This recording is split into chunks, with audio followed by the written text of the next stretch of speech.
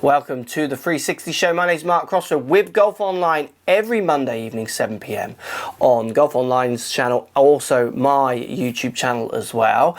Today we're going to talk about Rory Anderson from Your Golf Travel. Anyone who watches my vlogs will be semi-used to watching him and his style of golf. I think there's really important lessons that Rory shows in the videos, which lots of people forget as they watch the kind of fun of the videos, about how amateurs play, because Rory has some big weapons and then some really weak weapons as well that kind of you see from shot in, shot out.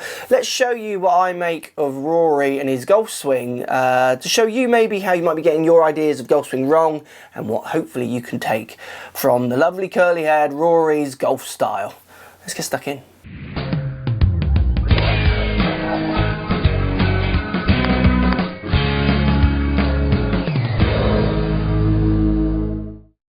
So let's start with Rory Anderson. He plays off, but he fluctuates between around 7 and 9 handicap. Rory is an interesting golfer because he's got speed, so he can hit the ball as far as me and coach.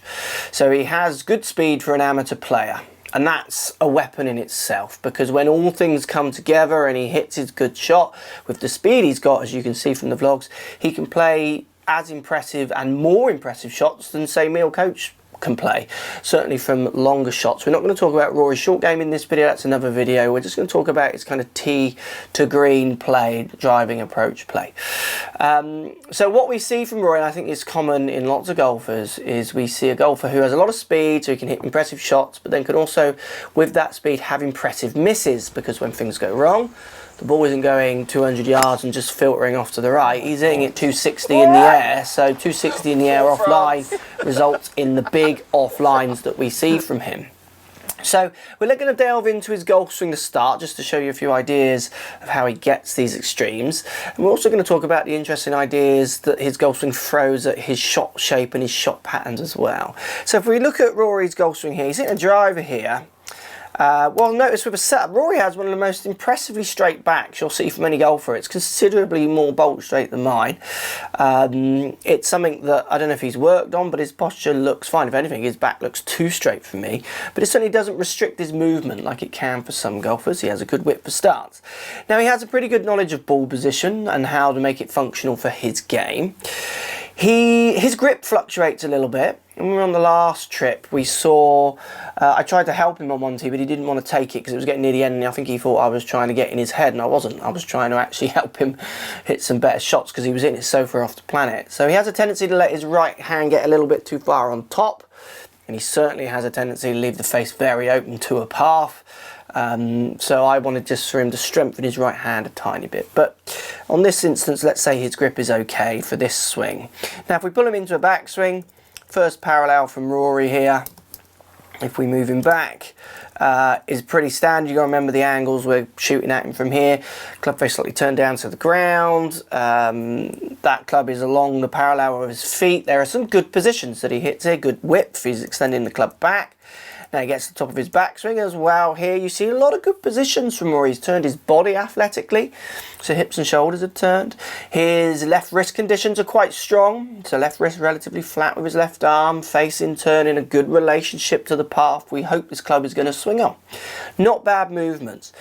Now Rory's a classic example, and I see this a lot in golfers, of his ability. So this swing looks longer than others because the camera's low, something that trips people up as well. So that club is dipping out his left shoulder so much because we're shooting so much up at him. If we'd have put this camera up at kind of chest height, that club would look barely past parallel. Now, as Rory starts down, what we tend to see is we see a massive high handle delivery. So I'm just going to move into impact. Really high hands, and I've measured Rory before and tried working on this with him.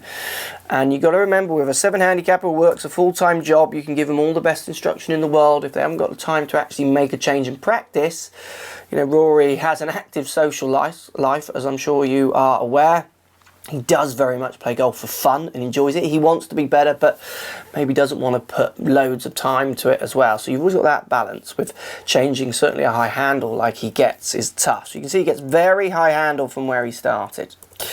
But the other thing we see here, if I take him into this position, he's got a great flattening, unextended left wrist, so flattening this way, not extended, which you see from lots of golfers who are commonly blocking the ball or slicing it off to the right. But he has a massive amount of radial movement in his wrist at this stage, so hinging the club up still. Myself at this stage would start to go into ulnar. I'd actually be having my wrist hinging down. I would be using pronation, so turning the club this way to keep those visions of what people call lag. So you could say words like Rory gets very narrow here, so as he hinges it in towards his body. The trouble with having all that radial, so hinging the club up at this stage, is he can't hit the ball like that. When he hits the ball, his wrist is going to be an ulnar. It's going to be bent down towards the ground. That's where how we get the club to the ground. All players are that way. So he's got to, from here, go from very big radial, so hinged up, into ulnar. And big ulnar, because we know he gets a high handle, so that means he's really turning that wrist down, which will require a few things. One thing is the big lift that we see, so he pushes his hips a long way forward. We see the right foot really stalling as it just comes up on his toe. Stronger hitters, you'll see their right foot kind of peeling in a bit more. So when he gets this massive radial into this position, he has to then get into ulnar and high ulnar. So he has to make a massive adjustment down at impact. And here lies the problem for Rory. What happens with this massive kind of stand up, trying to chuck those angles away in such a small time, is it gives him the two-way miss that we see. So the problem with Rory is he can rip it straight, he can cut it on the target, he can push slice it massive, and then he can also pull draw it. Now when you've got a golfer with this speed who has that many misses, we are talking chaos golf, which is what we see from Rory, and I see it from students day in, day out. I would love to spend some time with Rory. Again, we're busy, I'm busy, he's got a full-time job, he's not a golf pro, he's a normal handicap golfer who just works for Your Golf Travel. That would take a bit of time and a bit of effort and a bit of playing poorly, really poorly, to try and change that off from people at the start. But it'd be very good to try and get all that kind of massive deviation out down near impact to see if we could get his miss on one side, because there lies the problem. Missing on two sides for someone like Rory with that power, then you go and put him on slopes as well, so you get him on a golf course where there's slopes, which is going to move the ball in certain ways. You get the package that you see, a powerful guy hitting some great shots and some big misses. Having the two-way miss, and it's something I see so much with students, is a huge, huge problem, and this one being it. So that massive stand up and getting out of those wrist angles is giving him a face closed to a path, open to a path, square to a path, which gives all those deviations of shots. And we see it as we go through the vlogs with Rory. You see lots of incidents of fantastic shots and then shots on slopes where you just think, wow, this could go literally anywhere. I think it's a really interesting lesson, and I think lots of people, certainly from the comments that come in from Rory about his handicap and his standard of play, I think people are missing the point with him.